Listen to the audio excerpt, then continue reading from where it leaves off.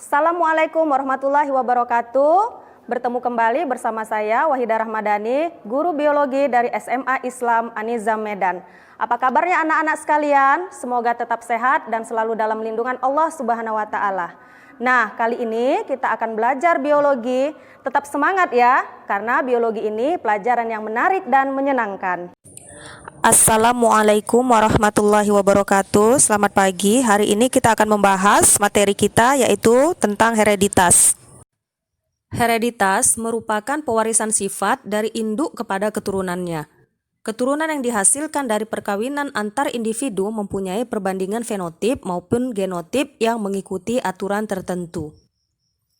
Aturan dalam pewarisan sifat ini disebut pola-pola hereditas. Perhatikan bagan atau peta konsep di bawah ini. Untuk pola-pola hereditas sendiri ini mencakup yang pertama hukum pewarisan sifat. Kemudian hukum pewarisan sifat ini terdiri dari hukum Mendel 1 dan hukum Mendel 2. Untuk hukum Mendel 1 ini dapat dipelajari di persilangan monohibrid. Sementara untuk hukum Mendel 2 dapat dipelajari di persilangan dihibrid. Nah, persilangan monohibrid maupun persilangan dihibrid yang tercantum dalam hukum Mendel 1 dan hukum Mendel 2 ini kadangkala akan mengalami proses penyimpangan yang disebut dengan penyimpangan semu hukum Mendel.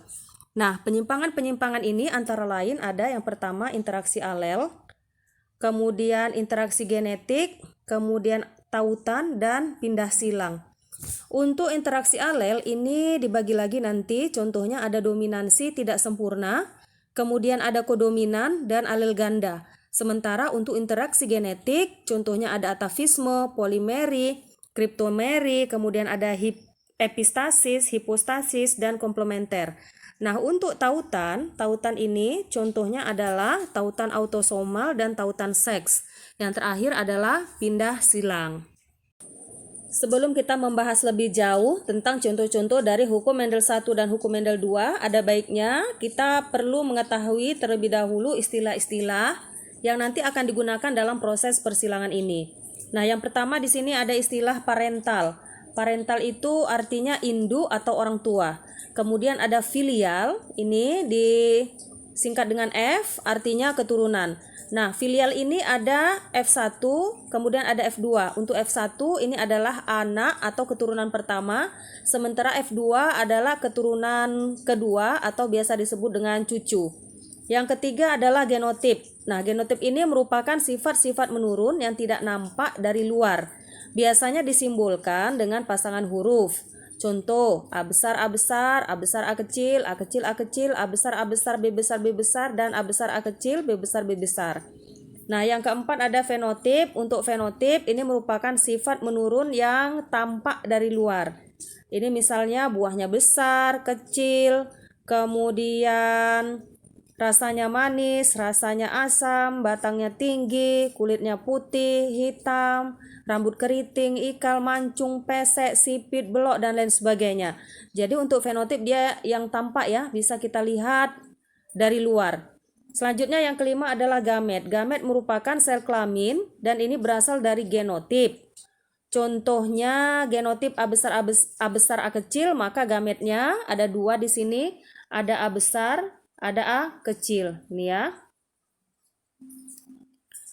Lanjut, yang keenam ini ada sifat dominan. Dominan adalah sifat-sifat gen yang selalu tampak atau muncul. Nah, biasanya dominan ini akan menutupi sifat yang lainnya. Biasanya sifat yang ditutupi adalah sifat resesif.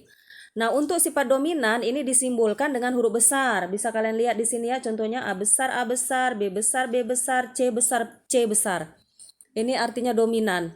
Ingat tadi ya, dominan berarti sifat yang menutupi sifat yang lain. Selanjutnya lawan dominan adalah resesif. Nah, resesif ini adalah sifat-sifat yang tidak selalu tampak atau sifat yang ditutupi oleh sifat dominan. Biasanya untuk resesif ini disimbolkan dengan huruf kecil. Contohnya A kecil, B kecil, B kecil, dan C kecil, C kecil. Kedelapan, sifat intermediate. Untuk intermediate ini sifat keturunan yang mempunyai ciri perpaduan antara kedua induknya. Jadi kedua induknya ini akan saling mempengaruhi sehingga akan muncul anakan yang mempunyai sifat dari kedua induknya. Selanjutnya di sini ada homozigot. Homozigot merupakan pasangan gen yang sifatnya sama. Contoh, A besar A besar. Ini homozigot ya. Homo artinya sama. Berarti contoh yang lain di sini ada A kecil, A kecil A kecil, B besar B besar, B kecil B kecil, C besar C besar, C kecil C kecil. Jadi dia simbolnya sama ya. Heterozigot kebalikannya adalah pasangan gen yang tidak sama. Contohnya ada A besar maka ada A kecil, ada B besar ada B kecil, ada C besar ada C kecil. Nah selanjutnya ada alel. Alel merupakan anggota dari sepasang gen. Misalnya R, ini gen untuk bunga warna merah. R kecil gen untuk bunga putih. R besar dan R kecil satu sama lain merupakan alel atau pasangan ya. Pola pewarisan sifat pertama kali diamati oleh Mendel pada tahun 1865. Nah, beliau adalah orang yang sangat berjasa besar dalam memperkenalkan ilmu pengetahuan tentang pewarisan sifat atau genetika. Dari penemuannya ini, Mendel dikukuhkan sebagai bapak genetika. Nah, untuk mengembangkan teorinya, Mendel melakukan eksperimen dengan menyilangkan tanaman kapri atau ercis atau Pisum sativum. Nah, mengapa Mendel menggunakan ercis sebagai bahan penelitiannya? Ini ternyata ada beberapa alasan mengapa tanaman ercis dipilih untuk percobaannya. Alasan-alasan tersebut adalah yang pertama, karena tanaman ercis mempunyai pasangan sifat-sifat yang mencolok. Kemudian yang kedua, dapat melakukan penyerbukan sendiri. Selanjutnya, mudah disilangkan, cepat menghasilkan keturunan, tanaman setahun, jadi tidak terlalu lama menunggu ya. Selanjutnya memiliki bunga sempurna dan memiliki 7 sifat beda. Nah, apa saja 7 sifat beda ini? 7 sifat beda ini adalah yang pertama, panjang batangnya. Ada yang tinggi, ada yang pendek. Selanjutnya letak bunga. Untuk letak bunganya ini ada bunga yang letaknya di bagian ketiak batang. Kemudian ada yang di bagian ujung batang. Untuk yang letaknya di ketiak batang ini disebut dengan aksial. Sementara yang di ujung batang ini disebut dengan terminal. Selanjutnya kalau dilihat dari bentuk polongnya, ada yang bentuk pinggirannya ini halus ya, bentuk pinggirannya halus.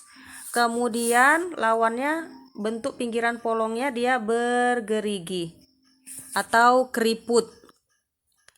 Dilihat dari warna polong. Warna polong bisa dilihat di sini ya, ini warna hijau. Kemudian satunya lagi warna kuning.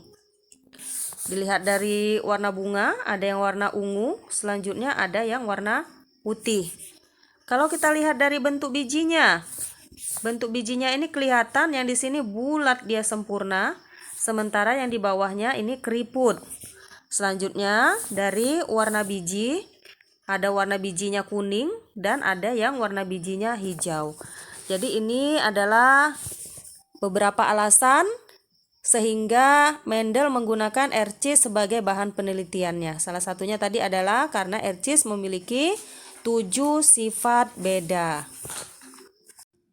Melalui penelitiannya itu, Mendel dapat meletakkan dasar-dasar ilmu genetika dan menemukan hukum-hukum genetika yang dikenal sebagai hukum Mendel 1 dan hukum Mendel 2. Kita bahas ya di sini. Untuk hukum Mendel 1 dikenal juga istilahnya dengan hukum segregasi. Nah, bunyinya adalah pada waktu pembentukan gamet terjadi pemisahan alel secara bebas.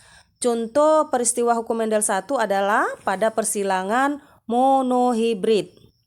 Untuk hukum Mendel 1 ini prosesnya dapat dijelaskan sebagai berikut.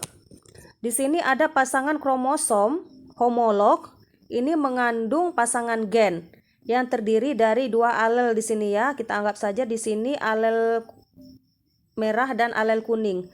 Nah, pasangan gen ini adalah parental atau induk. Nah, parental ini pada waktu pembentukan gamet, prosesnya ini nanti terjadi secara meiosis di sini ya. Nah, di sini akan terjadi pemisahan pasangan-pasangan gen pada kromosom homolog tersebut. Ini biasanya pemisahannya terjadi pada tahap anafase. Ini tadi prosesnya pembelahan meiosis. Tahapnya di sini ada anafase. Ya, terjadi pemisahan di sini. Ke kanan di sini adalah alel merah, kemudian ke kiri adalah alel kuning. Ya. Langsung saja kita masuk ke hukum Mendel 1. Di sini contoh dari hukum Mendel 1 adalah persilangan monohibrid. Nah, persilangan monohibrid merupakan persilangan dengan satu sifat beda. Misalnya tinggi, maka nanti disilangkan dengan pendek. Pada persilangan monohibrid ini dibagi menjadi dua macam persilangan ya. Yang pertama ada persilangan dengan dominasi penuh, kemudian yang kedua persilangan dengan dominasi tidak penuh atau disebut dengan intermediate. Nah, persilangan dominasi penuh ini syaratnya jika gen dominan menutup penuh ekspresi gen resesif. Kita lihat di sini contohnya parental atau induknya. Di sini ada bunga ungu disilangkan dengan bunga putih. Nah, ungu ini sifatnya dominan sehingga ungu disimbolkan dengan U besar U besar. Sementara putih bersifat resesif sehingga disimbolkan dengan U kecil U kecil. Dominan ini adalah sifat yang menutupi, sementara resesif adalah sifat yang ditutupi. Yang menutupi adalah ungu dan yang ditutupi adalah putih. Nah, untuk proses berikutnya ini masuk ke bunyi hukum Mendel 1 ya. Pada waktu pembentukan gamet, pasangan-pasangan gen pada kromosom homolog akan saling berpisah. Di sini gametnya. Nah, di sini tadi ada pasangan-pasangan gen dalam kromosom ya. Ini pasangannya U besar U besar. Di sini pasangannya U kecil U kecil. Maka waktu pembentukan gamet akan dipisah. Dari gamet yang sudah terpisah ini bisa langsung disilangkan. U besar ini ya, ikuti nomornya. U besar disilangkan dengan U kecil jadinya U besar U kecil. Selanjutnya U besar disilangkan dengan ini nomor 2 kemari U kecil jadinya U besar U kecil. Yang kedua. Coba lihat yang ketiga. Di sini ada U besar U kecil. Kita silangkan jadinya U besar U kecil. Yang keempat di sini ada U besar. Kemudian ini U besar disilangkan dengan U kecil. Yang keempat maka U besar U kecil. Jadi untuk keturunan pertama atau filial 1 ini akan didapatkan semua bunganya berwarna ungu. U besar U kecil, U besar U kecil. Ini ya, U besar U kecil, U besar U kecil, U besar U kecil, U besar U kecil. Tadi yang U besar itu simbol untuk dominan. Dominan akan menutupi resesif. Di sini yang dominan adalah ungu, maka warna bunga ungu akan menutupi warna bunga putih yang resesif. Sehingga keturunannya di sini bisa kalian lihat semua bunganya untuk keturunan pertama ini berwarna ungu. Jadi F1 100% berbunga ungu. Nah, bagaimana untuk keturunan kedua? Keturunan kedua ini dapat kita silangkan dengan sesama F1. Jadi untuk F1 ini tadi simbolnya atau genotipnya U besar U kecil, maka untuk parental kedua ini sesama F1 yang akan disilangkan yaitu parentalnya U besar U kecil, U besar U kecil. U besar U kecil, U besar U kecil ini warna bunganya adalah bisa dilihat di sini ya, warna bunganya adalah ungu. Nah, hasil proses persilangannya kita pisahkan dulu ya. Untuk gametnya di sini U besar U kecil, U besar U kecil. Maka dipisahkan gametnya U besar di atas, kemudian di sini ada U kecil. Demikian juga untuk yang bunga ungu yang ini ya, yang kita anggap betinanya, di sini ada U besar U kecil. Nah, selanjutnya tinggal kita silangkan untuk mendapatkan keturunan kedua atau F2 di sini ya. Keturunan F2-nya langsung disilangkan. U besar, lihat tandanya di sini 1. Kita silangkan dengan U besar, maka hasilnya U besar, U besar. Selanjutnya yang kedua, U besar disilangkan dengan U kecil, maka hasilnya di sini U besar, U kecil. Yang ketiga, U kecil disilangkan dengan U besar. Nah, ingat di sini ya, tetap yang besar duluan yang ditulis. Jadi, untuk persilangan selanjutnya di sini yang ketiga adalah U besar U kecil. Bukan U kecil U besar ya, tapi U besar U kecil. Walaupun di sini duluan U kecilnya daripada U besar. Nah, selanjutnya yang keempat di sini ada U kecil U kecil. Maka yang keempat U kecil U kecil. Jadi, dapat diketahui di sini ya, warna yang dihasilkan dari persilangan F2-nya atau persilangan induk keduanya. Yang pertama di sini ada U besar U besar. Untuk U besar berarti warna bunga yang dihasilkan adalah ungu. U besar U kecil yang kedua di sini ada U besar. Kalau ada U besar berarti U besar akan menutupi U kecil. Ungu akan menutupi putih, maka anak yang dihasilkan adalah ungu. Yang ketiga ungu juga, dan yang keempat di sini U kecil U kecil. Tidak ada sifat dominan di sini, maka warna bunga yang dihasilkan adalah putih. Jadi untuk persilangan pada F2-nya ini bisa diketahui bahwa persentasinya akan dihasilkan bunga ungu. Ini ada berapa bunga ungunya? 1, 2, 3. Berarti 3, bunga putihnya ada 1, 3:1. Jadi perbandingannya 3:1. Nah, untuk persentasenya berarti yang 3 ini adalah 75%, sementara yang 1 ini adalah 25%. Jadi dapat kita ambil kesimpulan ya, untuk persilangan monohibrid ini akan didapatkan perbandingan genotip. Ini perbandingan genotip. Genotip ini adalah sifat yang tidak tampak, biasanya disimbolkan dengan huruf. Ini perbandingannya ada U besar ini 1, U besar. Kemudian ada banding ya. U besar U kecilnya ada 2, maka kita buat sini 2. Kemudian ada U kecil 1. Maka perbandingan genotip untuk persilangan monohibrid dominasi penuh adalah 1:2:1. Sementara untuk fenotipnya, kita singkat dengan F ya. Untuk fenotipnya di sini dapat dilihat fenotip itu adalah sifat yang tampak. Dari hasil persilangannya dihasilkan warna ungu banding warna putih. Ungunya ada dihasilkan sebanyak 3 di sini, maka ungunya 3 banding putihnya ada 1:1. Jadi ini kesimpulannya untuk persilangan monohibrid, yaitu persilangan dengan dominasi penuh akan didapat perbandingan genotip 1:2:1, sementara perbandingan fenotipnya adalah 3:1.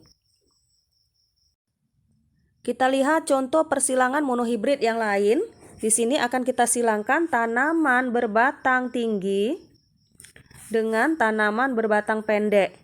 Tinggi genotipnya disimbolkan dengan T besar, berarti di sini sifatnya adalah dominan.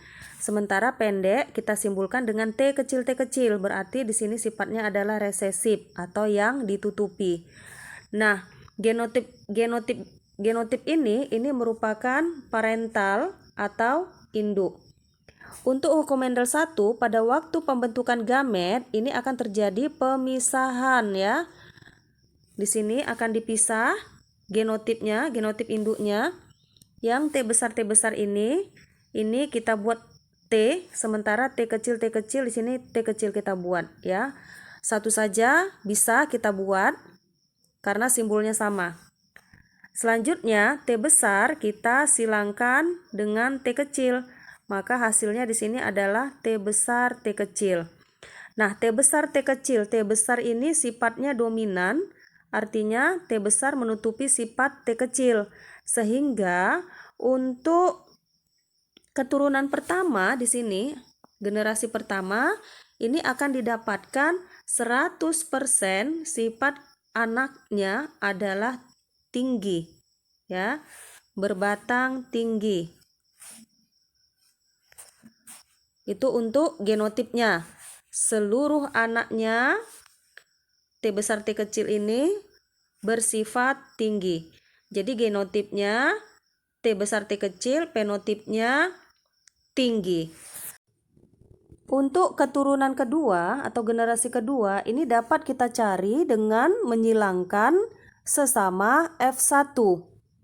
Nah, F1 yang dihasilkan tadi adalah T besar T kecil. Jadi ini kita silangkan kembali ya. T besar T kecil ini akan kita silangkan di sini sebagai induknya atau parentalnya. Kita masuk lagi ke hukum Mendel 1, akan terjadi proses pemisahan alel di sini pada waktu pembentukan gamet. Jadi di sini ada T besar T kecil, maka akan dipisah T besar T kecil. Begitu juga dengan satunya lagi ya, T besar T kecil ini akan dipisah jadi T besar T kecil. Nah, ini kemudian akan kita silang-silangkan seperti persilangan pada warna bunga tadi ya. T besar kita silangkan ke T besar, maka jawabannya adalah T besar T besar. Kemudian T besar silangkan dengan T kecil, maka hasilnya T besar T kecil. Selanjutnya ada T kecil, ini kita silangkan dengan T besar, yang ini ya. Maka hasilnya adalah T besar T kecil. Yang terakhir T kecil kita silangkan dengan T kecil, maka hasilnya T kecil T kecil. Jadi pada persilangan kedua atau pada keturunan kedua ini nanti akan didapatkan genotipnya T besar ini 1, T besar, kemudian T besar T kecil, ini T besar T kecil, yang satunya lagi adalah di sini ya, T kecil T kecil. Ini dia T kecil T kecil. Jadi akan didapatkan sama seperti persilangan contoh pertama tadi. Untuk genotipnya ada T besar ini jumlahnya 1, T besar T kecil ini jumlahnya 2, kemudian di sini ada T kecil ini jumlahnya 1. Maka untuk perbandingan genotipnya didapatkan perbandingan 1 banding 2 banding 1. Sementara untuk fenotipnya, fenotip ini sifat yang tampak, jadi yang bisa kita lihat ya. Tadi yang disilangkan tinggi dan pendek itu kelihatan. Maka untuk sifat yang tampak atau fenotip di sini T besar sifatnya tinggi. T besar T kecil di sini juga sifatnya tinggi karena ada T besar di sini akan menutupi sifat T kecil yang resesif. Sehingga di sini tinggi jumlahnya 3, kemudian yang pendek di sini jumlahnya 1.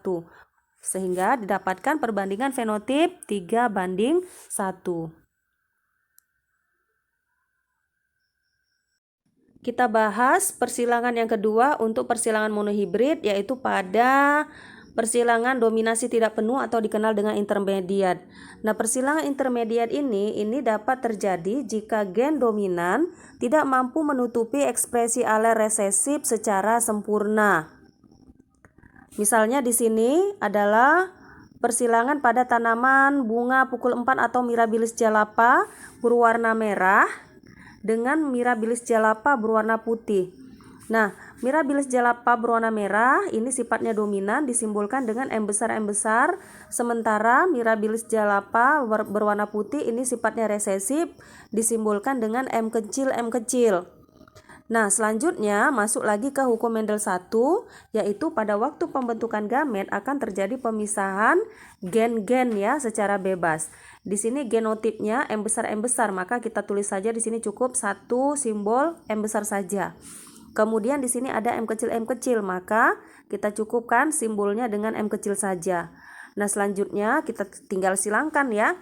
M besar kita silangkan dengan M kecil, jadinya M besar M kecil.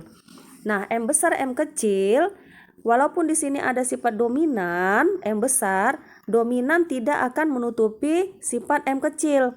Karena di sini gen-gennya tidak mampu menutupi gen yang lainnya.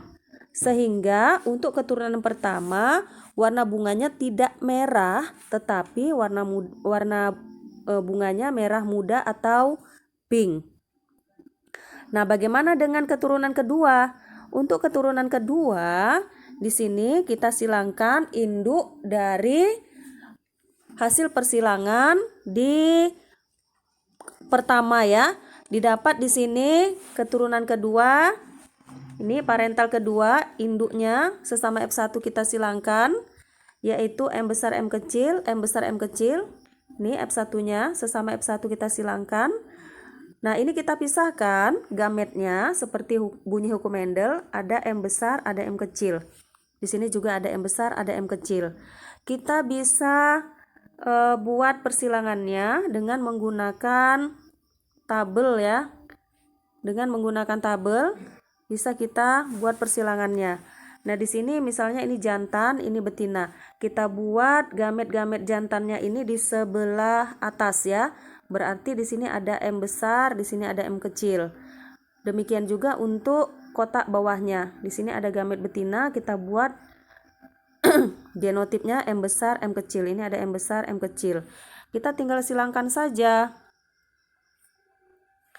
Di sini ada M besar, disilangkan dengan M besar, jadinya M besar, M besar. M besar kita silangkan dengan M kecil, jadinya di sini M besar, M kecil.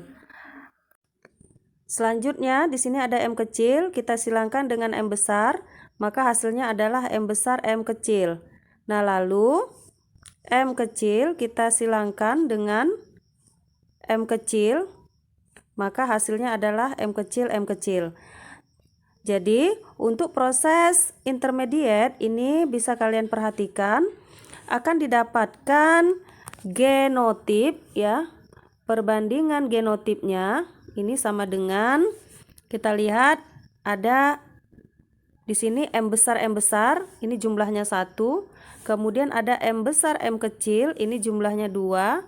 Selanjutnya ada M kecil, ini jumlahnya 1. Maka perbandingan genotip untuk persilangan intermediate adalah 1:2:1. Nah, bagaimana dengan perbandingan fenotipnya? Untuk perbandingan fenotipnya bisa kita lihat di sini ada M besar, ini berarti warna bunganya merah ya. Berarti perbandingannya ada merah banding M besar, M kecil. M besar, M kecil ini tadi warnanya merah muda atau pink. Selanjutnya ada M kecil, ini berarti warna bunganya adalah putih. Jadi ada 3 macam di sini fenotip yang bisa dilihat atau yang bisa dihasilkan dari persilangan intermediate. Yaitu merahnya di sini ada 1, putihnya ada 2, M besar, M kecil. Kemudian, bukan putih ya, ini maksudnya pink di sini. Pinknya ada 2. M besar, M kecil, dan putihnya ada 1, yaitu M kecil. Maka didapatkan perbandingan fenotipnya 1:2:1. Tadi untuk persilangan dengan dominasi penuh, perbandingan genotipnya 1:2:1. Kemudian fenotipnya 3:1. Sementara untuk persilangan monohibrid dengan dominasi tidak penuh, perbandingan genotip yang didapat sama ya, 1:2:1. Sementara perbandingan fenotipnya ini berbeda, yaitu 1:2:1. Untuk yang dominasi penuh tadi adalah 3:1. Demikianlah pembelajaran kita hari ini. Sampai bertemu kembali di video pembelajaran berikutnya. Jangan lupa untuk like, comment, and share. SMA Islam An-Nizam, unggul, cerdas, Islami. Assalamualaikum warahmatullahi wabarakatuh.